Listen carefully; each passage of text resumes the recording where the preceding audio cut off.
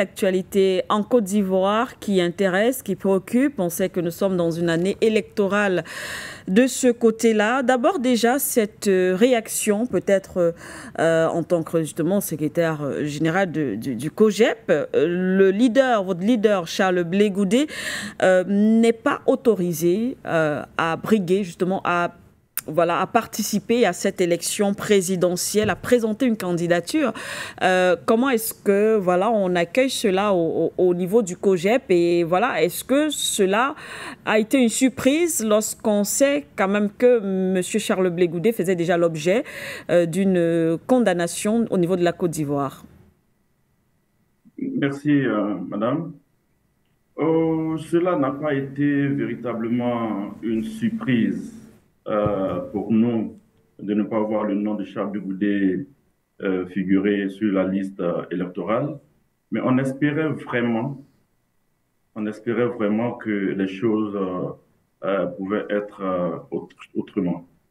Parce que les années passent et les Ivoiriens assistent chaque fois à l'approche des élections euh, au même, euh, au même environnement.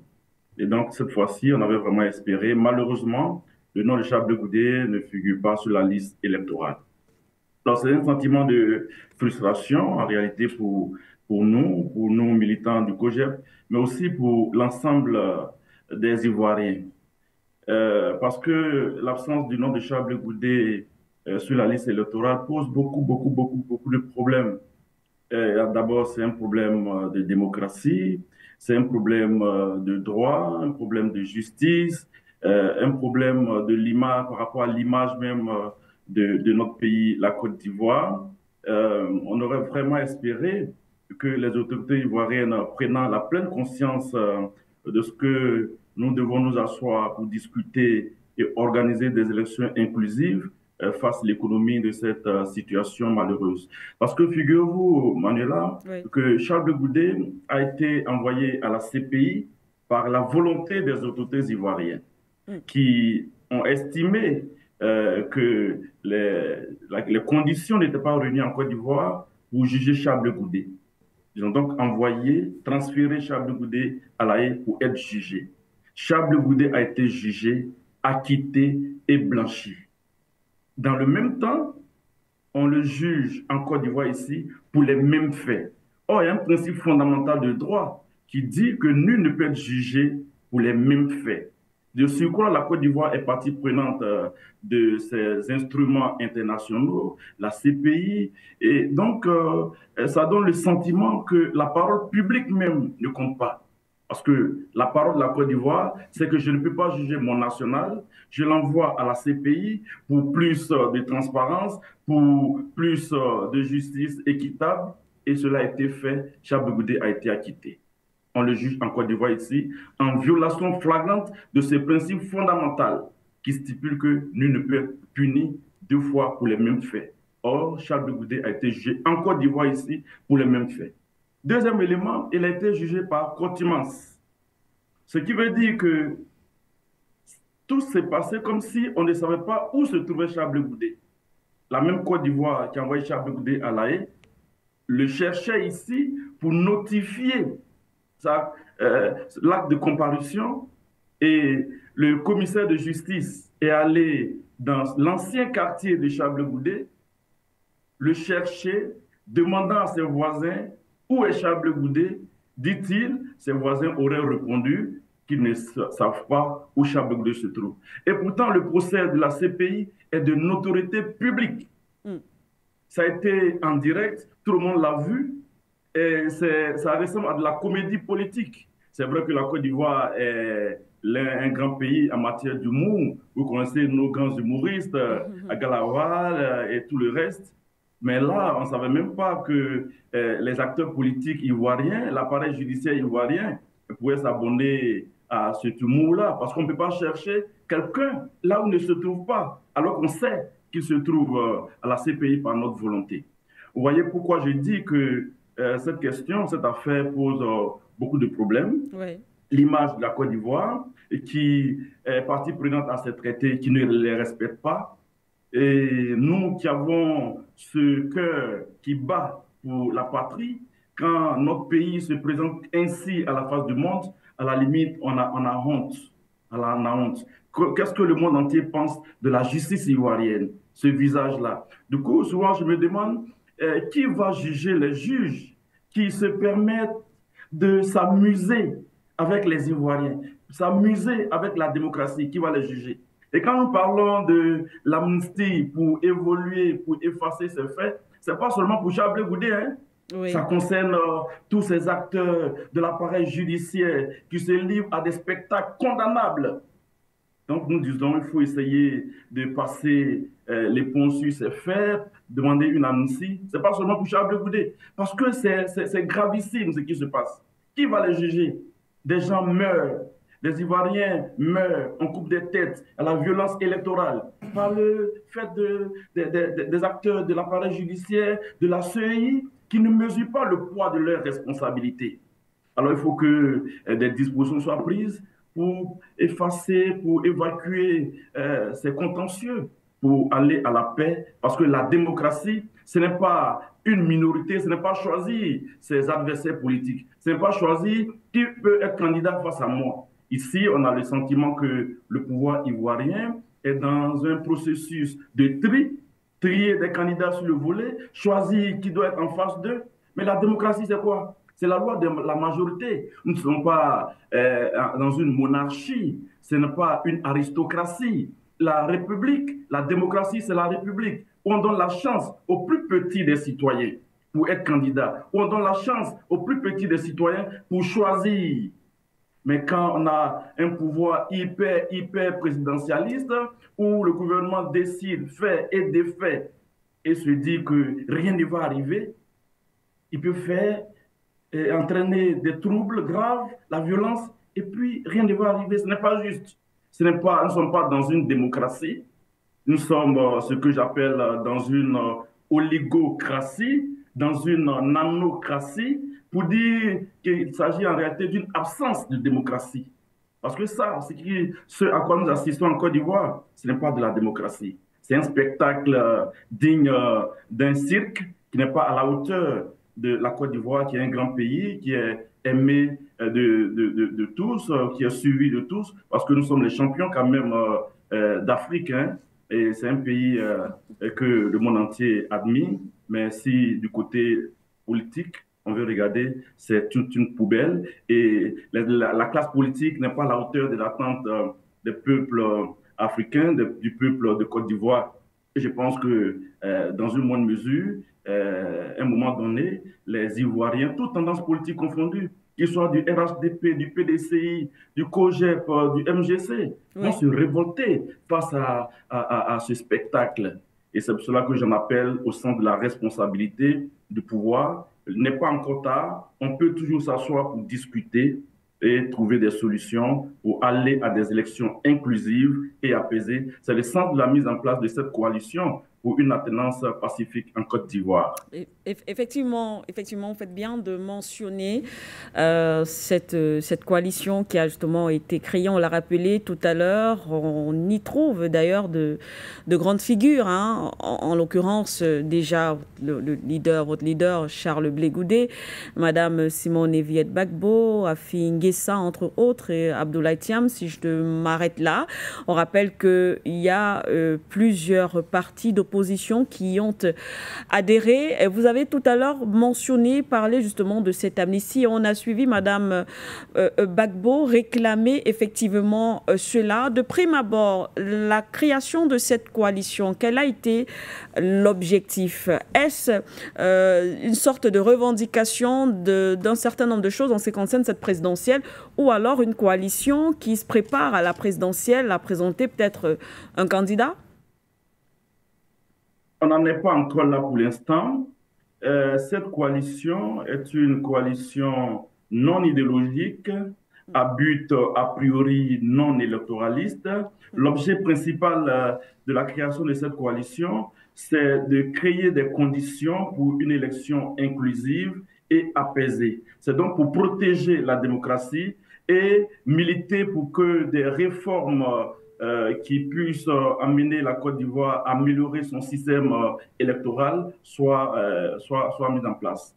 Voici l'objet principal pour l'instant. Il ne s'agit pas de désigner un candidat pour le compte de la coalition. On n'en est pas là. Nous appelons le gouvernement à s'asseoir pour qu'on discute de toutes les questions qui peuvent nous amener à assainir l'environnement préélectoral, l'environnement électoral et l'environnement post-électoral. Nous voulons que pour une fois en Côte d'Ivoire, il y ait une élection avec des résultats acceptés de tous et que tout le processus soit accepté de tous, une élection sans conflit, sans violence. Or, pour l'instant, tout porte à croire que les germes de conflits, de tensions, de contestations sont bien là. Et donc, la coalition veut éviter, veut offrir aux Ivoiriens un spectacle nouveau après les élections, qu'il y ait une passation des charges et que le président élu soit félicité par ceux qui sont vaincus et que la démocratie soit renforcée dans ce pays, que les Ivoiriens puissent attaquer enfin aux problèmes qui touchent leur quotidien. Parce que figurez-vous, nous sommes en pleine année électorale. Malheureusement, en Côte d'Ivoire, on ne parle que des conditions pour aller à ces élections, enrôlement électoral, là où dans le monde entier, un enrôlement, c'est un fait banal. Mais en Côte d'Ivoire, c'est un événement. On veut sélectionner des électeurs, on veut sélectionner des candidats, et tout ça, ce n'est pas joli à voir. Nous baignons dans une antidémocratie et pas possible. Alors, docteur Saraka, toujours pour parler de cette coalition, une interrogation quand même, beaucoup ont apprécié d'ailleurs cette idée de rassemblement des leaders de l'opposition, mais il y a également une absence qui a interpellé, l'absence du président Laurent Gbagbo dans cette coalition. Est-ce que, qu'est-ce qui s'est passé? Pourquoi est-ce que M. Gbagbo ne fait pas partie de cette coalition, tout simplement? Rien de particulier ne s'est passé. Je voulais vous indiquer que cette coalition qui a vu le jour le 10 mars dernier, 10 mars 2023, est l'aboutissement d'un long processus. Les premières rencontres avec un certain nombre d'organisations, dont le COGEP, ont commencé depuis novembre 2023. 2023, 2024, 2025, bientôt 2 ans que des acteurs politiques, avec à leur tête Dr Simone et Yves Gbagbo, ont initié cette démarche. Je voudrais profiter de votre antenne pour saluer la présidente du MGC pour cette initiative, pour sa démarche, pour sa patience. Mais vous voyez que même à terme, ce n'est pas elle qui a la tête de cette coalition. Vous voyez le sens de l'effacement? Oui. Vous voyez le sens de l'effacement? Elle a initié et pourtant elle n'est pas à la tête de la coalition. Et ce groupement a signé un document commun le 9 août 2024 à la maison du PDCI où il a été indiqué clairement les sujets sur lesquels on voulait discuter avec le pouvoir. Et ce jour-là, si vous avez bien suivi cette actualité, le PPACI était là. Oui. Et quelques jours avant, précisément le 14 juillet 2024, le président Laurent Gbagbo a lancé un appel à Bonois, oui, dans le sud de la Côte d'Ivoire, sud-est de la Côte d'Ivoire. Et le processus, en ce qui concerne l'appel de Bonois, est en cours. Ce n'est pas moi de l'expliquer parce que nous-mêmes, nous avons reçu une délégation du PPACI à notre siège, au COGEP, le 14 août, c'est-à-dire 5 jours après la signature commune avec l'ensemble des partis à la maison du PDCI. Nous avons convenu que le PPACI revienne nous voir avec les modalités pratiques de son approche. En tout état de cause, il convient de féliciter le fait que l'ensemble des Ivoiriens, de nombreux partis politiques, ont pris conscience que nous devons agir ensemble pour que les conditions d'une élection inclusive et apaisée soient réunies. La démarche du PPACI n'est pas une démarche contradictoire. C'est une démarche additionnelle. C'est une démarche qui va apporter de la valeur ajoutée. Il se trouve simplement que le 10 mars dernier, le PPACI n'était pas là. Une délégation conduite par la ministre Danielle Boni-Claverie, délégation au sein de laquelle il y avait un représentant du PDCI et un autre responsable politique, le président du PIP, sont allés rencontrer le PPACI sur l'objet de cette coalition, sur la nécessité qu'on y travaille ensemble. Vous voyez que les esprits sont disposés. Cette délégation a été bien reçue et il n'est pas encore tard. Comme on le dit, mieux vaut tard que jamais. En tout état de cause, il n'y a pas de démarche contradictoire. Le plus important, c'est que 25 partis politiques et non des moindres, 25 partis politiques et non des moindres, le PDCI, le FPI, le MGC, le COGEP et de l'URD de Mme Boni-Claverie avec le ministre Kaye, le ministre Montagnier, de grands responsables, de grands leaders politiques connus en Côte d'Ivoire sont dans cette plateforme-là.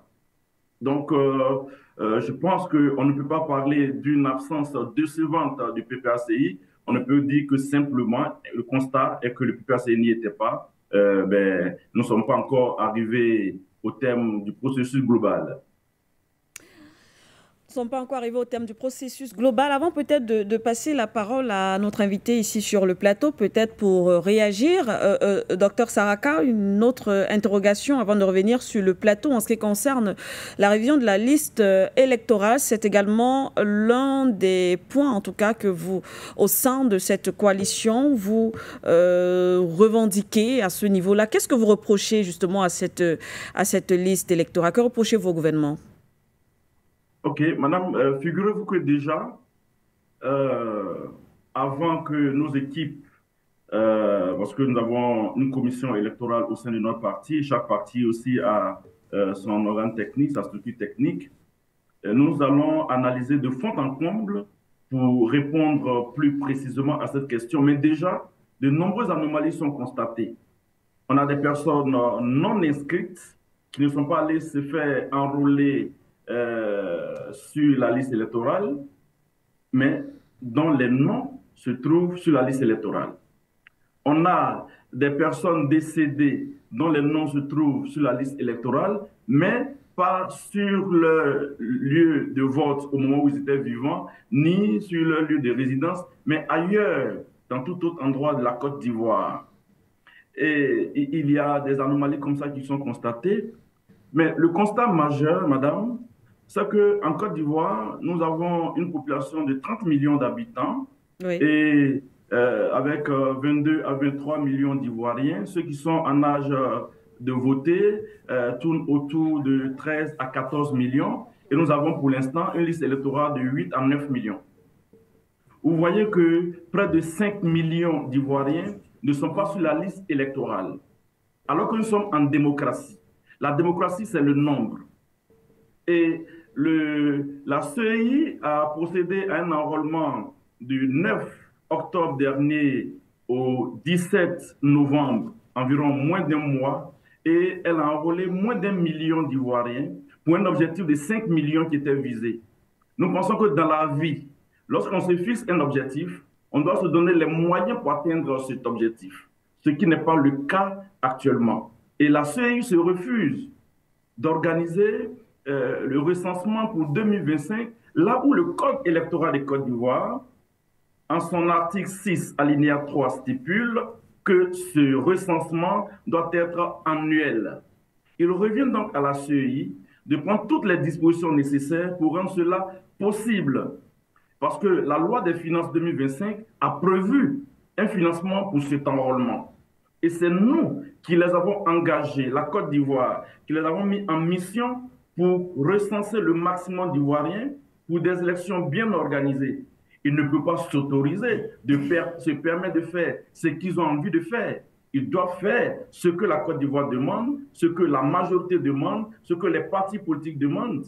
Cette CEI, nous, en tant que partis politiques, nous l'avons dénoncé. C'est une CEI qui n'est pas dépendante. C'est une CEI qui est soumise aux pressions politiques, aux pressions du pouvoir. Nous voulons une CEI débarrassée de tous ces présenteurs, mais on n'en est pas là. Pour l'instant, on lui demande simplement de procéder à l'enrôlement comme le stipule le code électoral qui doit être respecté. Tout à l'heure, j'ai parlé de beaucoup de questions que soulève l'attitude des autorités ivoiriennes. Vous voyez qu'en Côte d'Ivoire, on peut ne pas respecter la loi et puis être serein parce qu'on est protégé par le pouvoir. Sinon, dans une vraie démocratie, mais tu as des comptes à rendre quand tu ne respectes pas la loi. Au nom de quoi le président de la CEI peut se permettre de ne pas procéder à un enrôlement, là où nous sommes à 7 mois de ces élections. En 2015, nous étions à 4 mois des élections, on a procédé à un recensement. En 2020, nous étions à 4-5 mois des élections, on a fait également un recensement. Et on a remarqué que lors des années électorales, il y a plus d'engouement. Et en 2024, avec la gratuité du certificat de nationalité, des documents afférents pour se faire enrôler, il y a eu un engouement, un engorgement des tribunaux et les documents ont été obtenus par la majorité des Ivoiriens qui voulaient participer au débat politique pour plus de démocratie, parce que nous sommes en République. Malheureusement, ceux-là sont privés de leur droit de vote. On refuse qu'ils s'enrôlent pour voter. Voyez pourquoi je dis que tout cela pose un problème de démocratie, un problème de droit, hein, de respect de la loi, un problème au niveau de l'image de la Côte d'Ivoire, hein, qui n'est pas du tout acceptable.